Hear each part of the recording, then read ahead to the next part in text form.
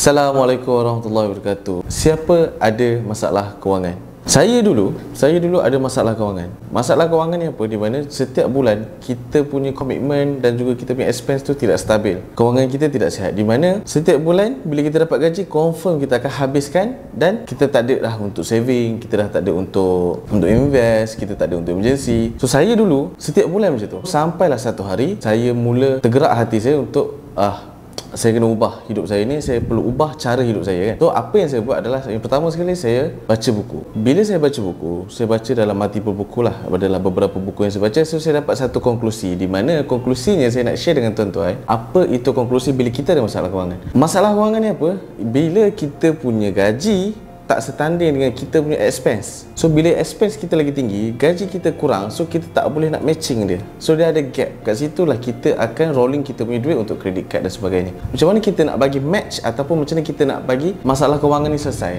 Yang pertama sekali, kita perlu buat analisa account. Apa itu analisa account? Kita perlu buat satu template ataupun satu carta. Bila kita dapat gaji, duit kita flow ke mana. Contohnya seperti ini. So ini adalah contoh macam mana bila kita dapat gaji, kita terus set, okey, ni nak bayar apa, dia nak bayar apa, dia nak bayar apa, okey, kita punya expense berapa, kita punya saving berapa. Yang kedua, kita perlu ada bank yang berlainan. Sebab apa? Kita perlu ada, contohlah saya ada Maybank, saya perlu ada CIMB, saya perlu ada RHB, saya perlu ada PSN. Sebab apa? Untuk kita mengasingkan duit-duit ni. Okey, sebab bila kita punya duit ni dalam satu account, kita akan nampak duit kita ni banyak. Kita akan rasa, ush, banyak duit ni, pakai sikit lah.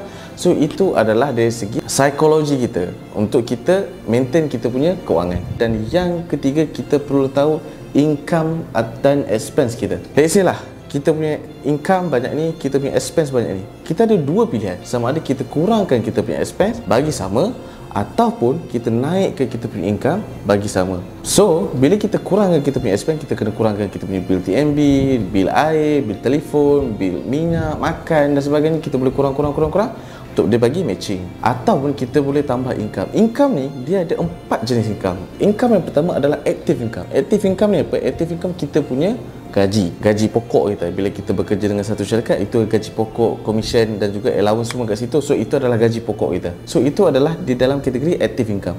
Yang kedua kita boleh buat adalah side income. Side income ni apa? Kita jadi dropship, kita buat takaful, kita meniaga kan, so kita mencari side income kita. Sekarang ni banyak platform untuk kita berniaga, untuk kita jadi dropship. So kita tak perlu keluar modal besar. Token ni keluar modal besar, 1,000, 2,000. So kita hanya perlu keluar 200, 300 ringgit je untuk marketing dan sebagainya. So kita boleh join, kita boleh menjual, dan dalam masa yang sama kita boleh cari side income. Yang ketiga adalah passive income. Passive income ni apa? Adalah loyalty, kita punya sewaan rumah, kita punya copywriting dan sebagainya.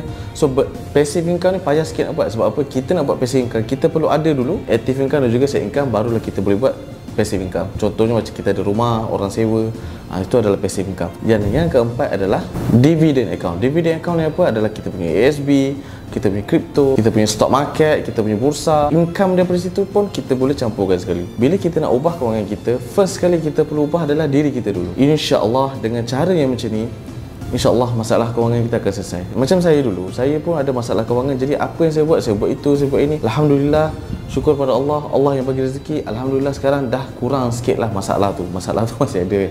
Takkanlah masalah hilang macam tu je. Dengan cara macam tu lah kita boleh selesaikan masalah kita, masalah kewangan kita. Sebab apa? Bila kita ada masalah kewangan ni, yang pertama dia akan ganggu emosi kita. Dia akan ganggu emosi kita. Sebab apa? Bila kita tak ada duit ni, kita akan beremosi. Yang kedua, dia akan ganggu mental kita. Okay, kita nak jump tu susah, kita nak go far tu susah. Dan yang ketiga, kebahagiaan kita. Memang betul orang kata nak bahagia ni bukan sebab duit, betul.